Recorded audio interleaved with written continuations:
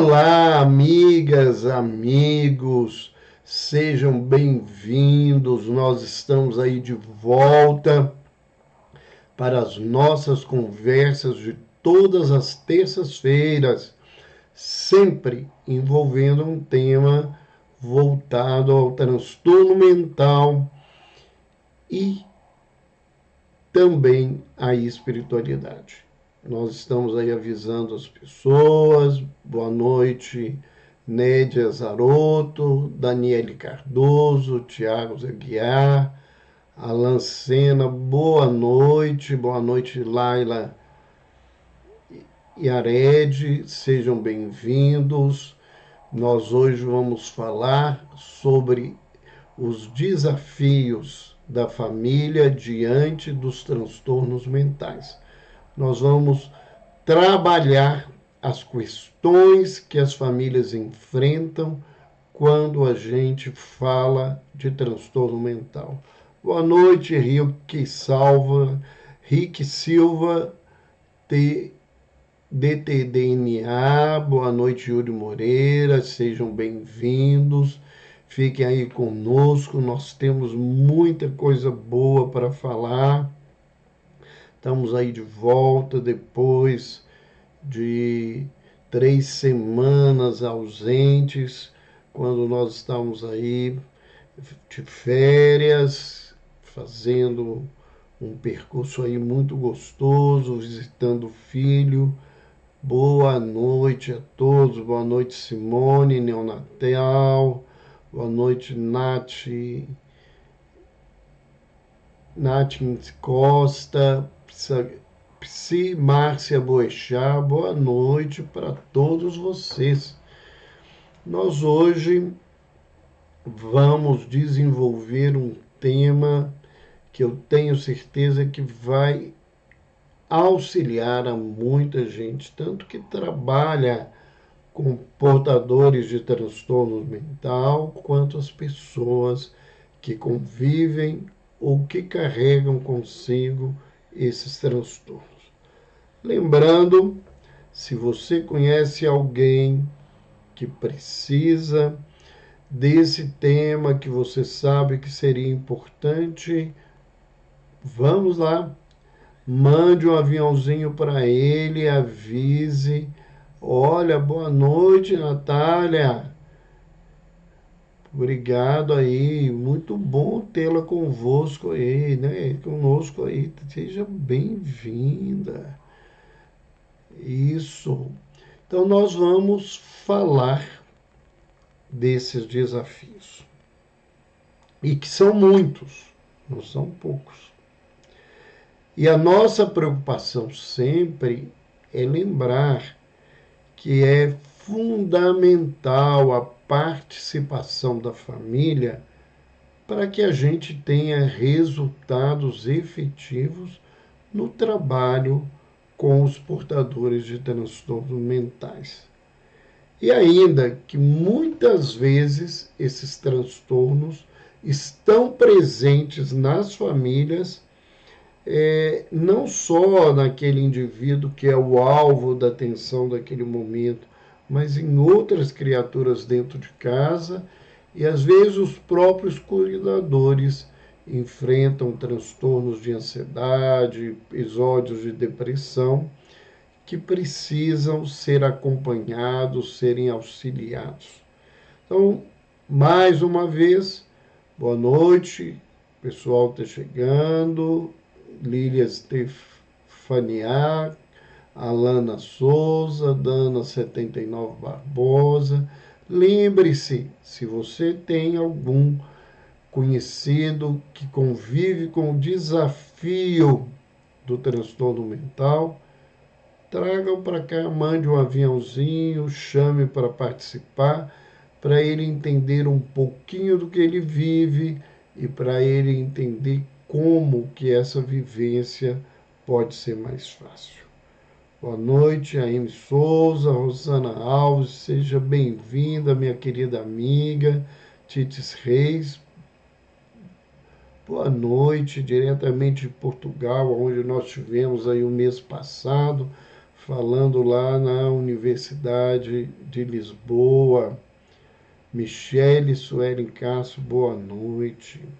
Então, a primeira coisa que a gente gostaria de falar é como que a gente precisa entender o transtorno mental. E aí eu não vou falar só como alguém que trabalha com transtorno mental, né? Mas que alguém que tenta auxiliar os familiares a viver isso.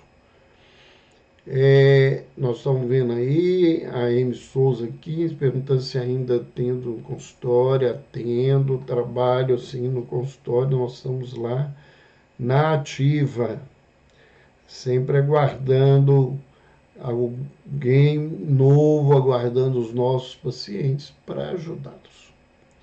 Então,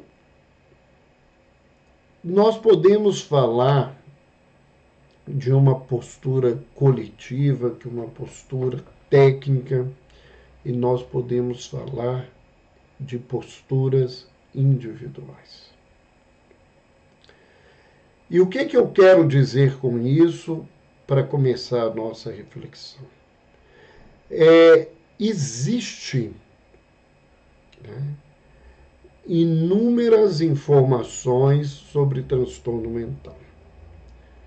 Tanto você pode receber isso de um profissional, numa leitura de um livro, nas redes, nas postagens, nos vídeos do YouTube, a gente sempre vai encontrar alguém falando sobre transtorno mental. A Amy Souza, depois no finalzinho nós passamos esse contato para você. Não se preocupe. A Lília está dizendo, essa é a parte complicada, se tem os integrantes da família que também com transtorno e não aceitam ajuda. Isso é um desafio. Mas nós vamos falar agora do entendimento. Os transtornos mentais, né, são aqueles quadros nosológicos que as pessoas carregam, onde sintomas diversos do ponto de vista emocional, do comportamento, vão influenciar negativamente na vida dessa criatura, criando para ela, às vezes, desafios, outras vezes, grandes barreiras para a sua continuidade, do seu desenvolvimento, do seu acompanhamento. Então, por que hoje a gente não fala em doença mental e fala em transtorno mental? Quando nós falamos em doença no campo médico, a gente tem uma ideia de um quadro onde você pode determinar claramente uma causa ou as causas, que você pode prever pelos estudos que você tem a evolução do quadro e que você tem determinados tratamentos que eles vão ter resultados semelhantes em pessoas diferentes. Isto não acontece normalmente no campo da saúde mental. Nem sempre nós vamos conseguir definir as causas e geralmente essas causas são multifatoriais. Não é uma causa única que leva ao adoecimento do indivíduo. Mas nós vamos falar um pouquinho mais sobre isso à frente. Outra coisa é que cada portador de transtorno mental é uma individualidade. E a sua resposta às dificuldades com que ela vive, essas dificuldades, elas podem ser até desafios semelhantes em várias criaturas, mas a forma como, desculpe, isso vai manifestar na vida do indivíduo é muito diferente. Então a gente não tem como comparar ponto por ponto, história por história, as alterações que as criaturas carregam do ponto de vista do transtorno mental. Então, um deprimido não é igual ao outro deprimido. Um psicótico não é igual ao outro psicótico. O indivíduo apresenta um quadro de transtorno de pânico diferente dos quadros de transtorno de pânico das outras pessoas. É claro que há coisas em comum, mas nem tudo é incomum nesse contexto. E nós temos uma visão que a gente não pode esquecer enquanto trabalho com família, que é uma visão individual. Ela não é uma questão da gente dizer se ela é certa ou errada. A questão é que ela está presente diante do trabalho da gente e nós temos que aprender a lidar com essa situação. Então, não adianta eu querer que o indivíduo mude a sua opinião, a sua visão, pelo meu desejo. Eu posso transmitir, enquanto profissional, informações, ajudar nas reflexões, mas eu não posso mudar a visão que uma criatura tem. E muitas vezes os familiares têm visões diferentes também entre eles dentro da casa. E conforme a minha visão, eu vou achar que o outro, além de estar errado, ele pode estar comportando de maneira negativa naquilo que deveria estar acontecendo como ajuda, ou o contrário.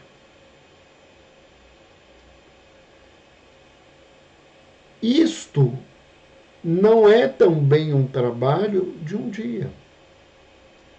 Muitos familiares chegam ao consultório acreditando que os pacientes estão manipulando, que aquilo é birra, que aquilo é um jogo para que as pessoas façam o que eles querem. Tem gente que chega ao ponto de dizer que aquilo é uma farsa, né? E que as pessoas ficam dentro de um processo de transtorno mental porque querem, porque não querem sair, porque não fazem esforço, porque não têm vontade. Essa leitura, ela também pode ser influenciada por leituras culturais. A visão de um paciente psicótico em determinadas culturas é muito diferente das outras. Em algumas eles são aceitos e eles são incluídos no grupo com maior facilidade, em outras com menor. A visão religiosa, que é algo que pesa muito dentro da nossa sociedade, essa visão, ela muitas vezes ela é negativa, porque o paciente é visto como alguém que é possuído por uma força negativa, que essa força negativa perturba a casa e a família, que ele deveria ser retirado desse processo familiar para não incomodar a família, né? Outras vezes essa visão é mais respeitosa, mais cuidadosa, e que aquilo é uma oportunidade de aprendizado, de crescimento, de ajuda. Ou seja, nós vamos encontrando todas essas perspectivas. Uma situação que está muito evidente nesse momento, que são das ideologias extremistas. Geralmente os extremos têm uma leitura muito ruim do transtorno mental. Em alguns casos, esses indivíduos só perturbam a vida das pessoas. Eles não são capazes de produzir, e a visão é capitalista, onde o valor é o valor monetário. E se esse indivíduo só gasta, é preferível que ele seja afastado ou exterminado da sociedade para que ele não seja um problema. Do outro lado, né, muitas vezes, por questões ideológicas, que não existe doença mental. Que essa doença que se fala é uma criação social, que não se tem psicóticos, que não existe esse processo, que é uma leitura falha dentro de um processo capitalista que quer vender dinheiro, vender remédio, quer ganhar dinheiro. Tudo isso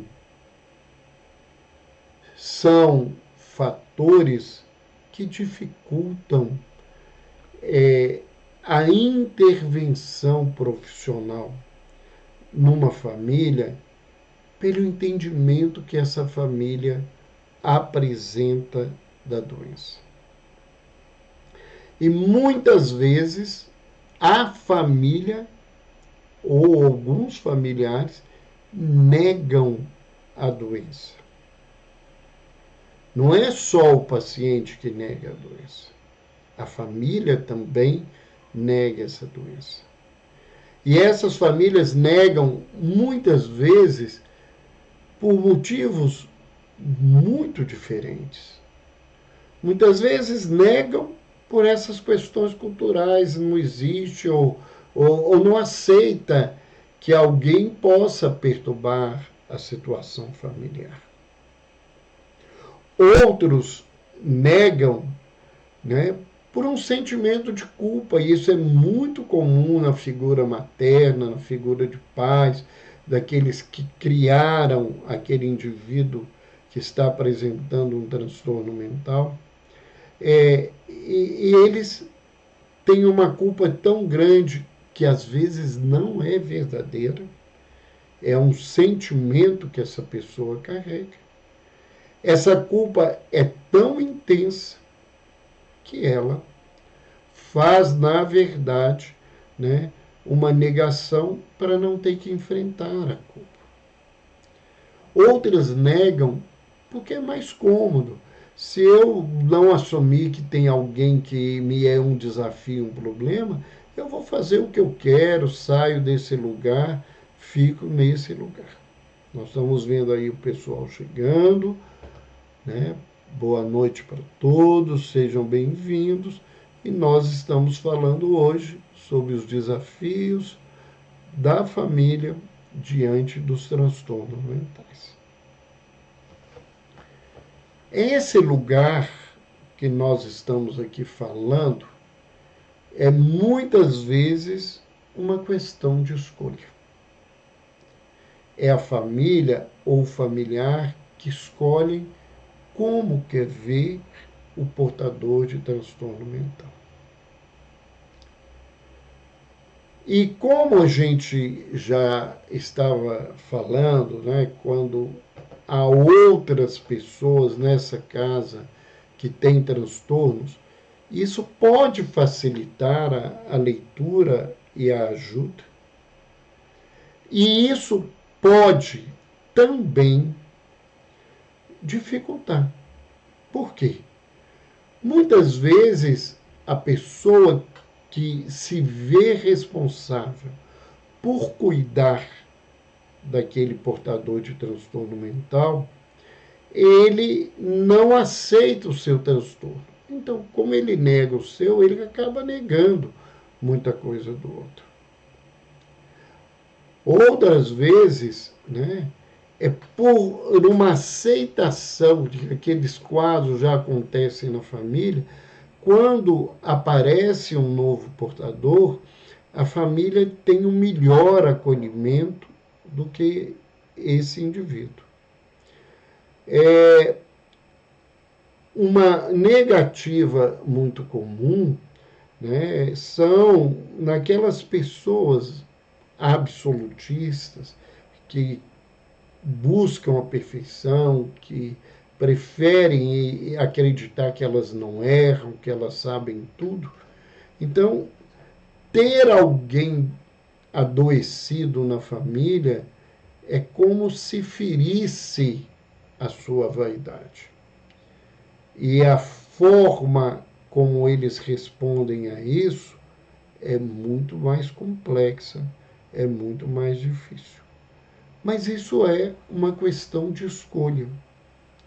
E eu posso, enquanto profissional, esclarecer, mas eu não posso obrigar a ninguém a mudar a sua visão. E tenho que esperar que essas pessoas consigam, com o tempo, com a luta, com o sofrimento, com as experiências que vão se repetindo, elas poderem fazer as suas mudanças. Mas o entendimento que a família tem do transtorno já é em si um grande desafio. Né? A visão que se tem da saúde mental, do tratamento psiquiátrico, da psicoterapia, de todas as intervenções psicológicas, psicoterápicas, isso vai ser um grande desafio. Então, enquanto profissional, a gente precisa ouvir, e ouvir muito bem, para oferecer o melhor para que a família possa reduzir essas barreiras que estão presentes nela e, consequentemente,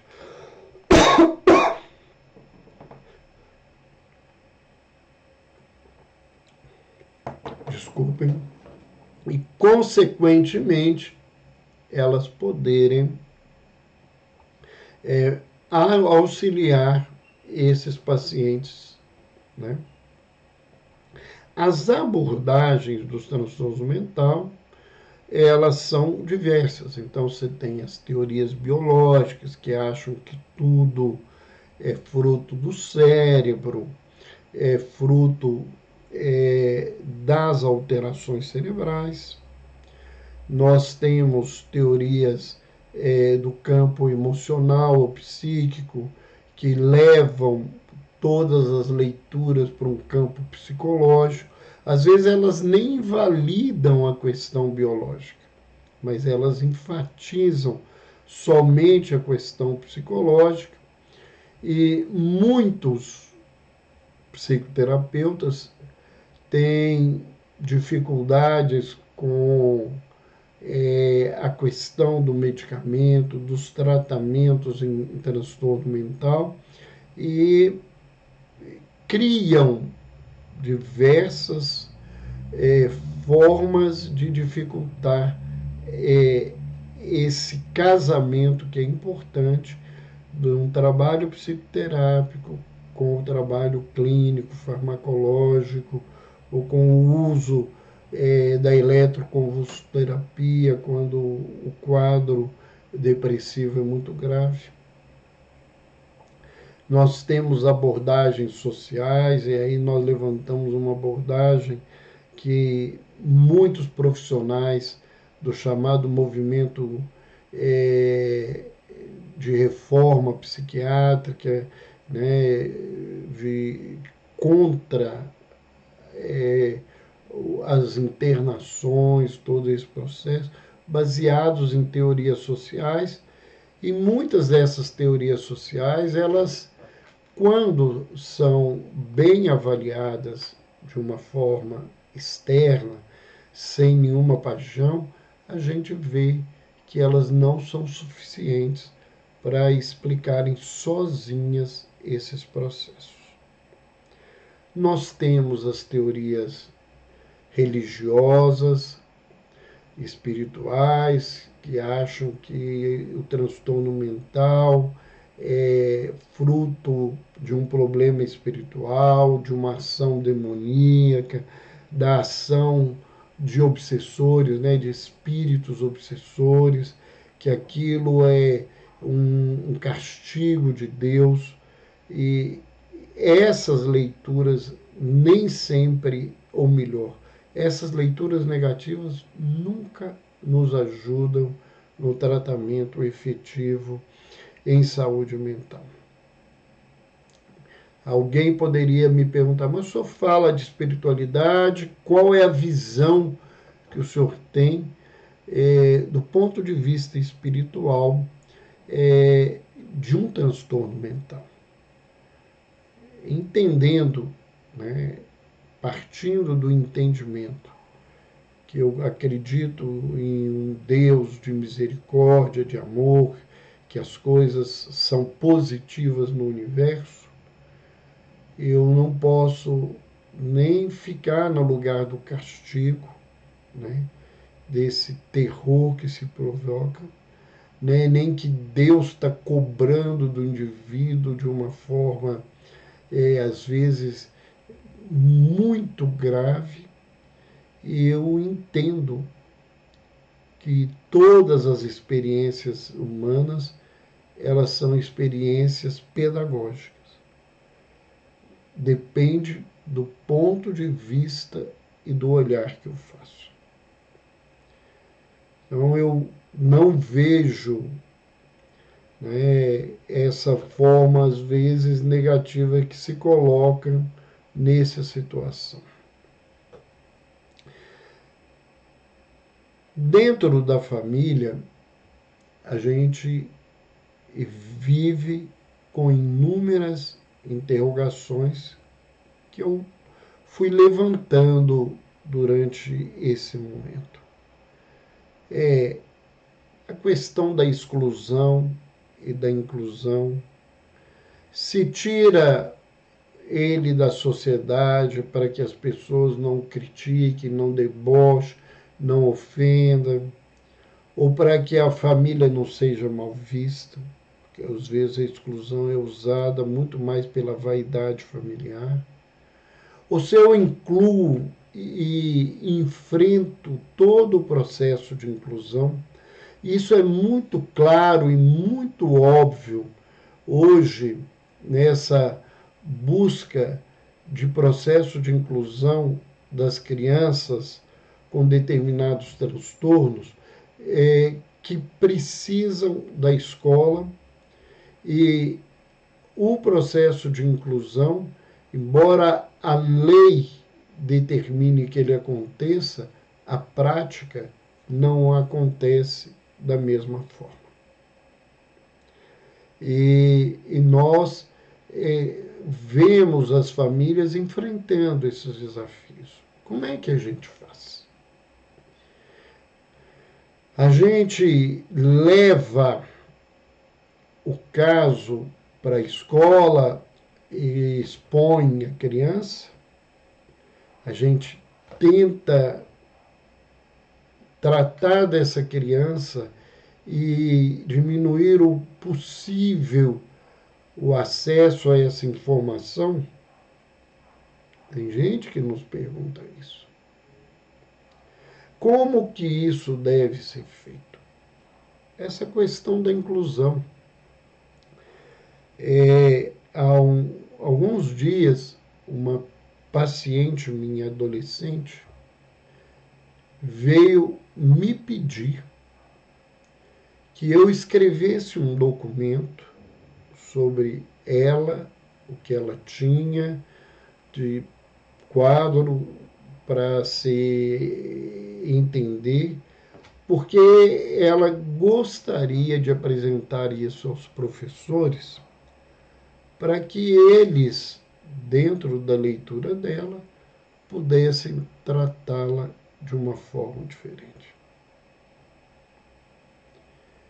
E eu disse a ela, eu já tinha enviado um laudo para a escola, pedindo cuidados especiais determinados em lei para que ela pudesse frequentar a escola, fazer as avaliações, né, ter um processo de inclusão mais efetivo. E falei com ela, eu fiz aquele documento, mas eu não vou fazer esse documento. E ela é uma paciente que ela consegue entender, apesar do processo que ela vive. Né? Ela é portadora de um transtorno de déficit de atenção e, né, de hiperatividade que compromete muito o aprendizado dela, mas não compromete a compreensão do que eu falei com ela. Eu falei assim, olha, se eu fizer esse documento, quando se entrega a alguém, a grande maioria das pessoas, quando leem uma coisa dessa, é mais fácil elas excluírem e discriminarem do que elas incluírem. O trabalho de inclusão, ele tem que vir da instituição de uma maneira geral. As escolas é que precisam ser preparadas, independente de ter ou não um paciente especial que precisa dessa assistência. Então, a escola deveria estar preparada para isso e não aguardar que um paciente chegue até ela e aí eles vão tentar fazer esse trabalho todo. Isso é algo muito diferente da situação. Um outro sentimento que brota nas famílias, principalmente nos pais, é culpa. O que eu fiz para que meu filho ou minha filha estivesse nessa situação? Instigar a culpa não ajuda ninguém. Não ajuda ninguém. E aqueles que não querem conviver com ela vão negá-la, como em todos os processos. Poder aliviar as pessoas das suas culpas, até quando são verdadeiras, é fundamental. Para que eu possa ter uma colaboração dos familiares nesse desafio, que às vezes é lidar com um paciente agressivo, agitado, inquieto, sem capacidade de compreensão, com crises frequentes, que não te permite dormir, descansar, que causam um estresse constante na vida, diminuir a questão da culpa é aumentar os recursos para que essa pessoa possa conviver com a situação de uma maneira mais tranquila. E depois, denunciar a culpa no sentido direto e individual para as pessoas não ajuda. Uma coisa é eu descobrir, num processo terapêutico, a minha culpa. Eu vou ter que trabalhar com ela. A outra é alguém ficar apontando o dedo para o indivíduo e para as pessoas que nós não vemos a efetividade nesse contexto. Então, é trazer um alívio. Eu não preciso mentir. Eu não preciso dizer que não há responsabilidade. E eu até tenho que falar da responsabilidade de uma maneira geral, para auxiliar as pessoas. Nós temos falado muito do problema das redes sociais, do celular, das telas, que estão tomando conta da vida das crianças e dos jovens, adoecendo essas crianças, esses jovens, comprometendo-as do ponto de vista intelectual, da memória, capacidade produtiva, o comprometimento emocional, informações adoecidas, distorcidas, maldosas, que levam essas crianças a comportamentos e esses jovens a comportamentos difíceis, né? Então a gente tem falado disso de uma maneira geral. E os pais é que têm que avaliar as coisas. Mas não é eu chegar para você é culpado daquilo que o seu filho vive. Em que eu ajudo isso? Em que eu vou melhorar essa situação? Existem outras formas de se abordar isso. Existem outras formas de se trabalhar com essas coisas, né? A questão do castigo, né? Que é uma visão muito religiosa, que a gente está sendo castigado porque fez isso, fez aquilo outro, né? Isso também precisa de uma abordagem reflexiva para trazer alívio para essas pessoas. Não resolve de maneira nenhuma eu querer que essas pessoas consigam trabalhar efetivamente carregando essa ideia que aquilo ali é castigo. Se algo é castigo, é ruim, eu não consigo ficar com aquilo. Um outro grande desafio é a leitura de ameaça. Essa visão, ela tem dois ângulos. É da atitude de ameaçar constantemente o portador de transtorno mental, para ele ter comportamentos que a família chama de normais e que quer que ele tenha, e isso só vai agravar o quadro. Quanto à abordagem que o portador, que todo transtorno mental é uma ameaça familiar, que eles podem matar, fazer muitas coisas, e isso não é verdade. Ao contrário, a grande maioria dos quadros de transtorno mental catalogados, por exemplo, no Código Internacional de Doença, eles não são uma ameaça para as pessoas. E eu diria que a sociedade é mais ameaçadora na sua discriminação, ela é mais ameaçadora na sua falta de acolhimento, ela é mais ameaçadora da recusa de inclusão do que esses pacientes. Uma, né, visão importante, né, é como que eu acolho esse indivíduo. Esse é um outro desafio. Nesse acolhimento, eu vou deixar, porque aqui eu não estou falando de acolhimento terapêutico, estou falando de acolhimento afetivo familiar. Eu vou acolher esse indivíduo e aceitar que ele faça tudo o que ele quer? Eu vou acolher esse indivíduo e deixar que ele faça tudo por medo do que pode vir? Né?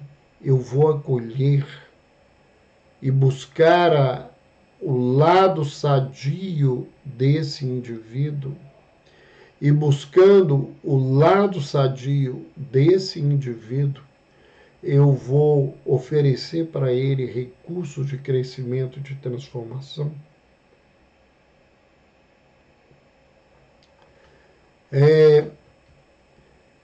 Familiares dizem para mim constantemente, mas eles dão muito trabalho. E aí eu diria, por exemplo, para os pais, que filhos que não dão trabalho?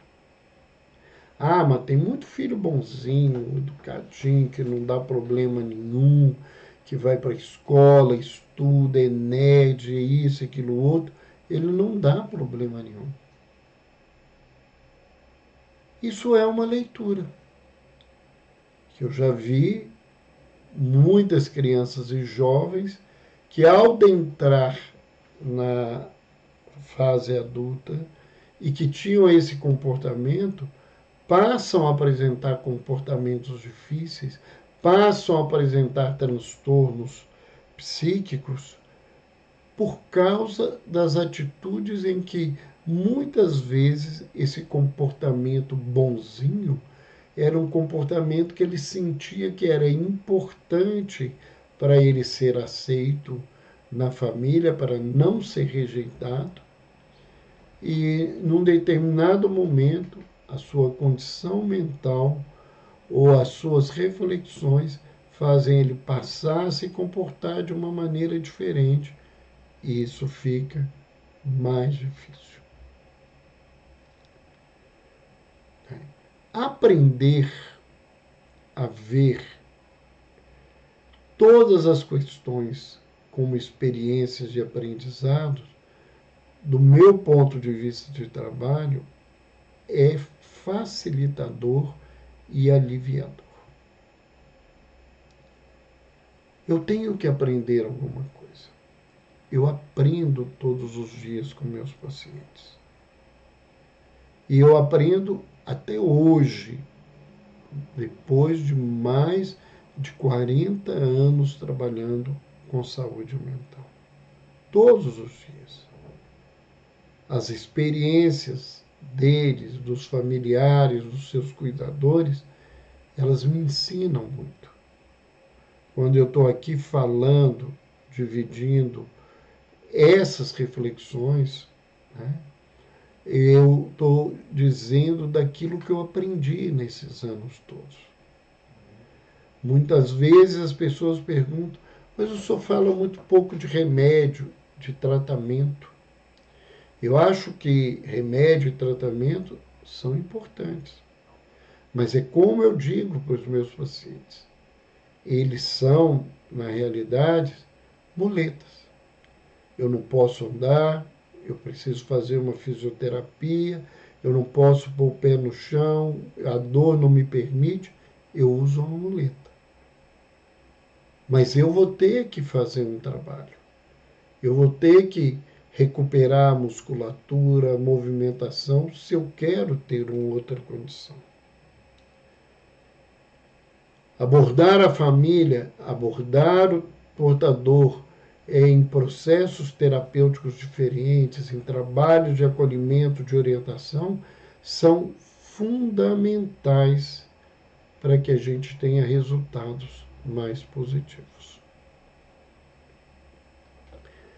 Ainda nesse contexto, né, quais são as possibilidades que as famílias têm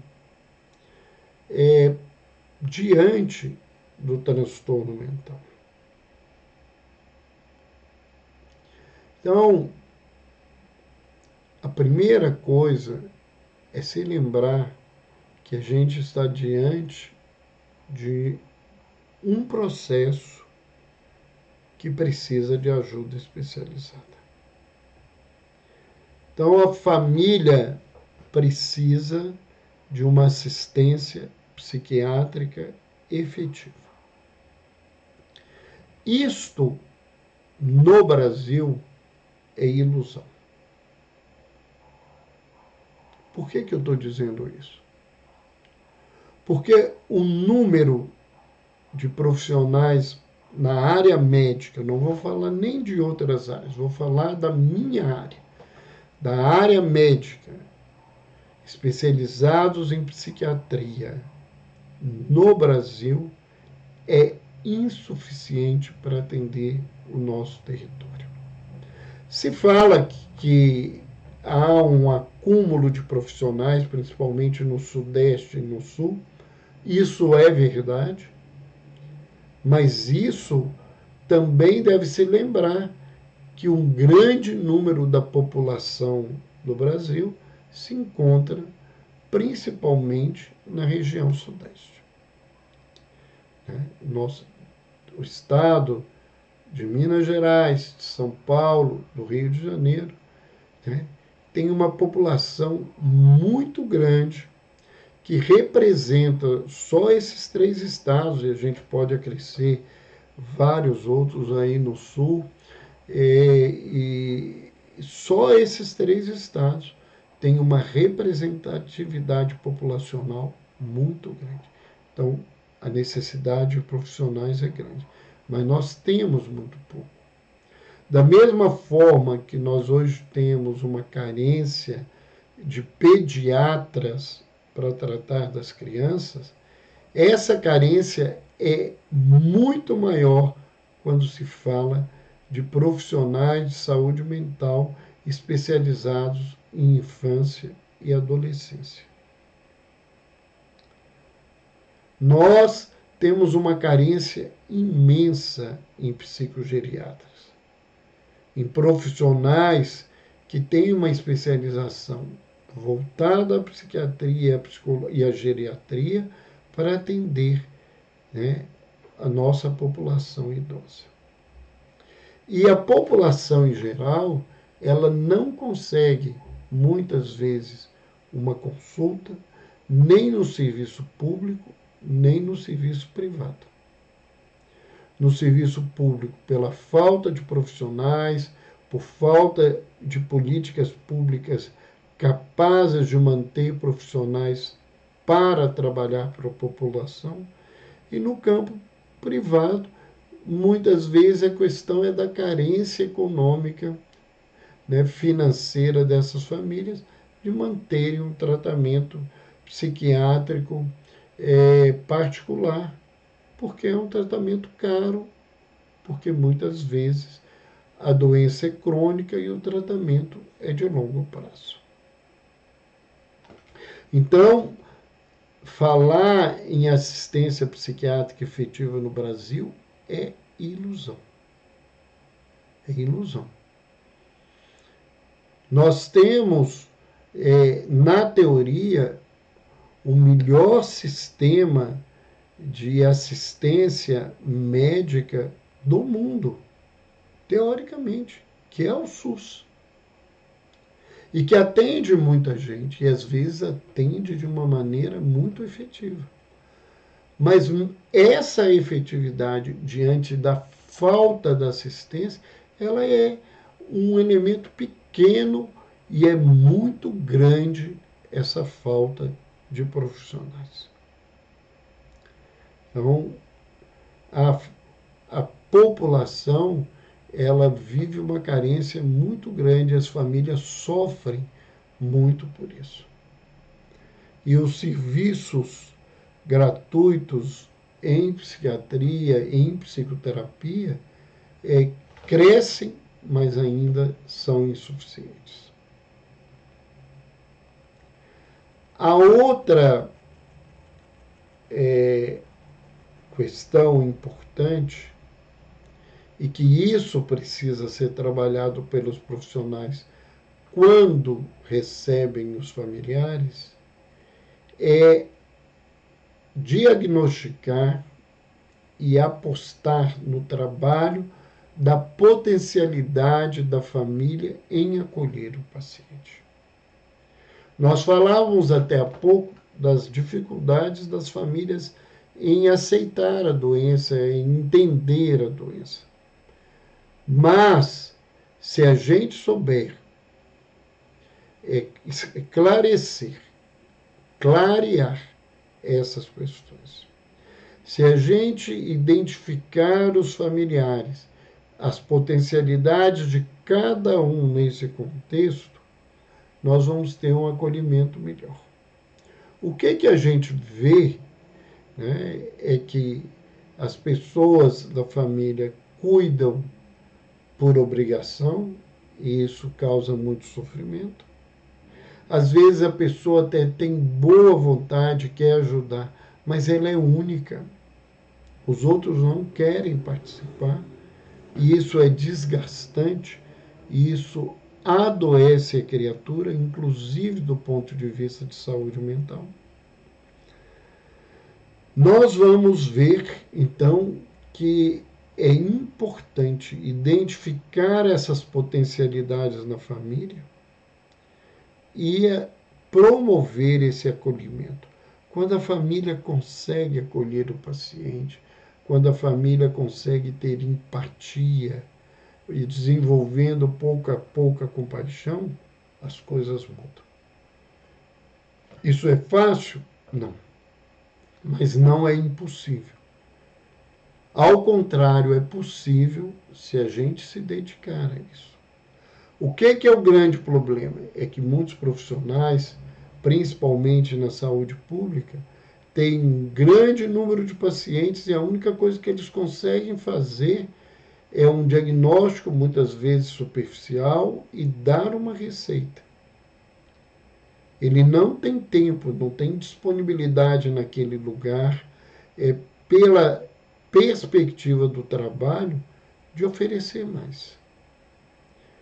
E nem de indicar alguém que possa ajudar nisso, porque se falta médico, a falta de psicólogos, de terapeutas ocupacionais, de assistentes sociais, de enfermeiras especializadas em saúde mental é tão grande quanto a falta de profissionais médicos em saúde mental.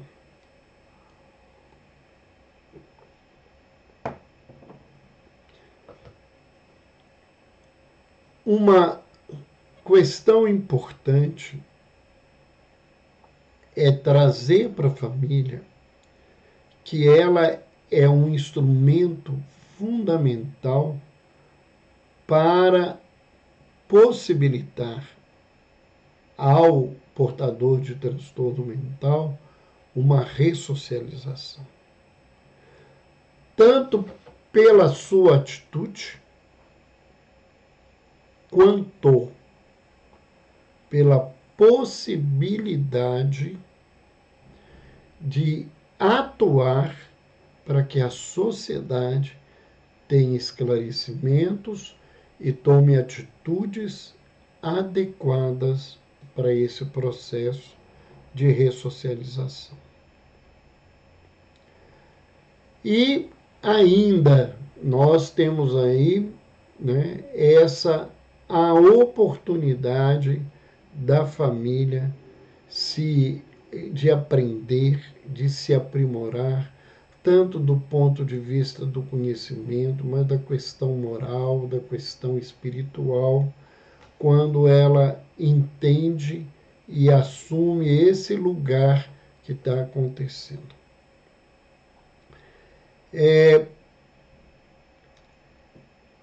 Quais são esses gestos ou esses passos que são tão importantes?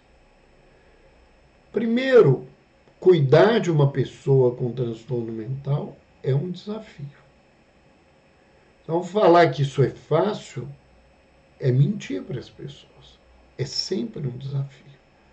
Mesmo que seja um transtorno pequeno, é um desafio.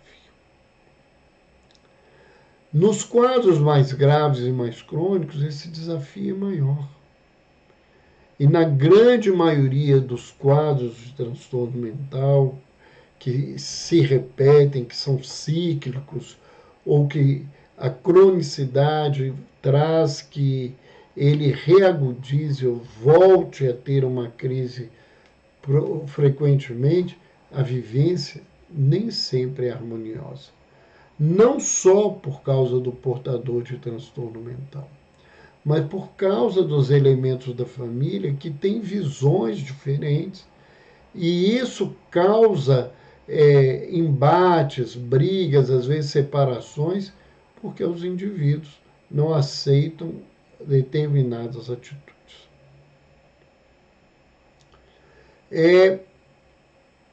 Uma outra coisa importante, né, é entender que precisa se aprender a lidar com o enfrentamento, porque a gente vai ter que lidar de frente com os acontecimentos, principalmente com acontecimentos imprevistos, porque a gente, a história de um transtorno mental é sempre uma caixinha de surpresa.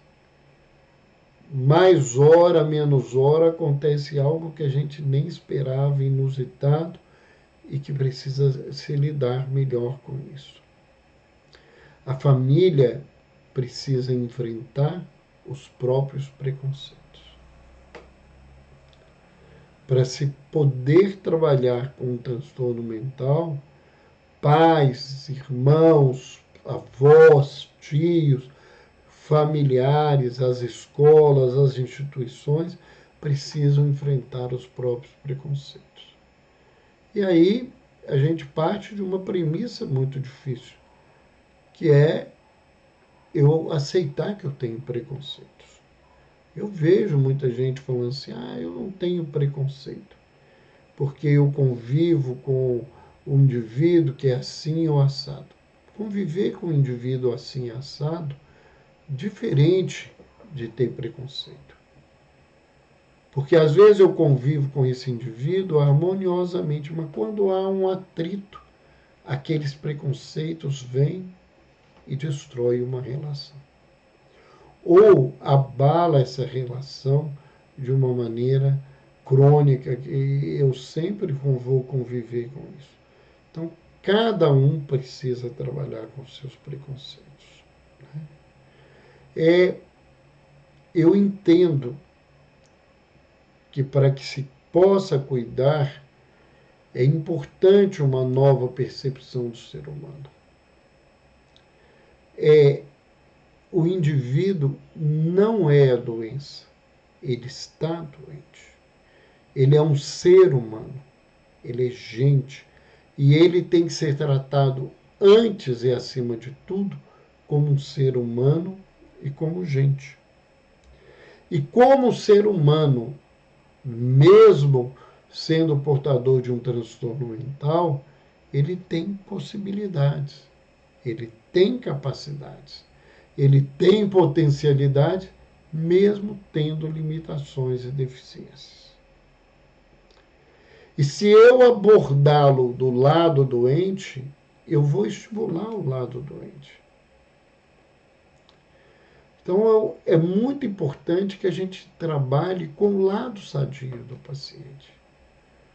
Com o lado que faz com que ele se sinta que você está próximo, que você lida com ele como você lida com as outras pessoas, que você o vê como gente, que você acredita que ele possa sair desse lugar. Porque muitas vezes, na doença dele, ele não acredita na capacidade dele sair desse lugar. Eu atendia nesses dias uma paciente que está vivendo um processo orgânico grave ao lado do processo psiquiátrico e que ela só se vê incapacitada o resto da vida de andar e de movimentar.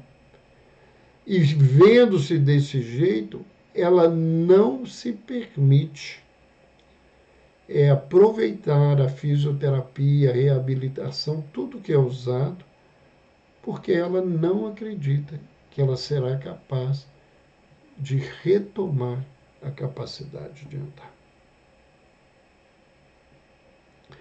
Então, para cuidar dessas pessoas, é importante auxiliar e levar as pessoas a buscar uma ajuda especializada através de grupos de autoajuda, onde famílias, onde elementos participam e vão trocar experiências para se ajudarem, mas numa psicoterapia, porque o indivíduo vai ter que desenvolver uma capacidade constante de repensar, reorganizar estratégias e dinâmicas para lidar com o portador de transtorno mental. Então, uma frase que não é rara. Eu achei que eu já tinha visto de tudo que pode acontecer com ele, doutor. Mas agora eu vi algo mais grave, mais difícil, mais desafiador. E ainda é importante, né, que nesse desafio e o trabalho psicoterápico, os grupos de atendimento de família são fundamentais para ajudar essas famílias a desenvolverem respeito à individualidade. Que ele está no lugar dele. Que, embora ele haja diferente de mim, eu também ajo diferente das outras pessoas. Eu sou o indivíduo e ele é o indivíduo. E se eu reconheço que eu tenho limitações, ele tem limitações. Se eu sei que ele tem potencialidade, ele tem potencialidades. Se eu fixar meu olhar, né, apontar o meu dedo para as dificuldades, eu só vou ficar no campo das dificuldades. Mas se eu trabalhar no campo da potencialidade, eu vou mudar esse processo. Isto, né, é um trabalho que tem que se realizar, né? É um desafio do profissional para cuidar das famílias, e eu tenho certeza absoluta, não tem jeito de cuidar de um portador de transtorno mental sem cuidar da sua família. Ele precisa de ajuda, ele precisa de assistência. E essa assistência, às vezes, vem de alguém que também está adoecido psiquicamente, que precisa de ajuda, precisa de cuidado, ou de alguém que está muito ferido na vida e ele precisa que você alivie a dor que ele está sentindo. Então, não é só pegar um receituário e fazer receitas. É fazer esse processo de avaliação e oferecer esse recurso para a pessoa.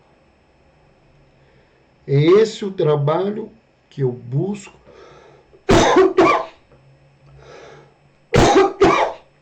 oferecer aos meus pacientes e aos seus familiares. E sei que sem ter os familiares como parceiros, é muito difícil conseguir algo positivo com esses pacientes. Então, se você está vivendo esse desafio, não tem encontrado esse apoio e quer uma ajuda, existem muitos profissionais que trabalham com isso, mas nós podemos também oferecer essa ajuda. Na bio do Instagram, tem lá, né, um botão de consultas. Acesse esse botão, deixa uma mensagem, ou liga para aquele telefone, para o zap, manda uma mensagem que, né, a nossa equipe vai marcar, né, uma avaliação para que você possa entender esse processo. E eu estou vendo aqui inúmeros profissionais, né?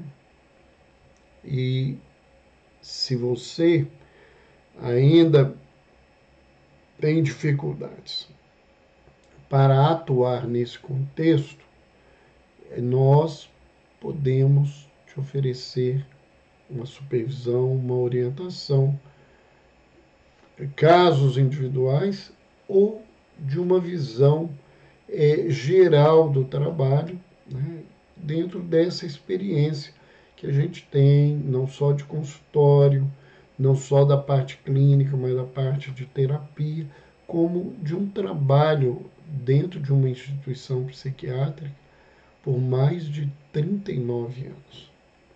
Então, isso é fundamental.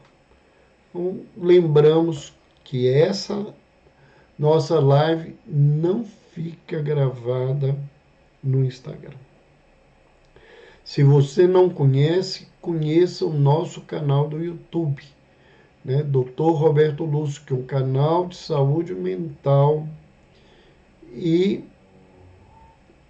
nesse contexto, né, nós temos lá saúde mental e espiritualidade em vídeos, lives, cursos, seminários, entrevistas, reflexões, aulas.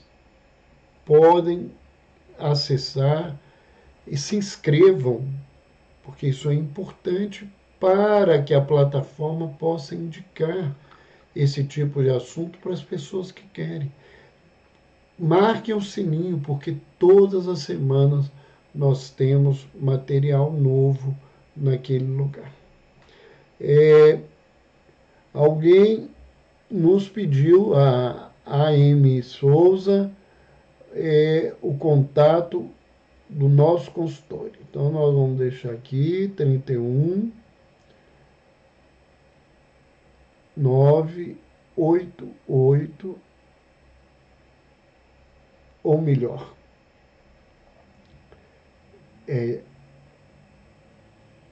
eu acho que vai ficar mais fácil acessar na bio. Eu ia colocar o telefone que está lá, mas lá você acessando, você vai direto para poder marcar esse horário. Então, nós vamos colocar aqui. Prazer revê-lo também, Gilda. Um grande abraço para você, saudades. E aqueles que entraram agora, nós lembramos que essa live vai ficar gravada no nosso canal do YouTube, Dr. Roberto Lúcio, né, de saúde mental e espiritualidade. O mais, nos acompanhe todos os dias no Instagram, nós temos alguma reflexão falando de algum tema envolvido com adoecimento psíquico. Até mais, até a nossa live na terça-feira. Um beijo no coração, boa noite para quem nos está vendo ao vivo, bom dia, boa tarde para aqueles companheiros que estavam nos acompanhando, estavam aí com a nossa amiga lá de Portugal, agora lá já é madrugada. Sejam, né, sempre presentes e a gente volta na terça-feira com um tema novo. Até mais!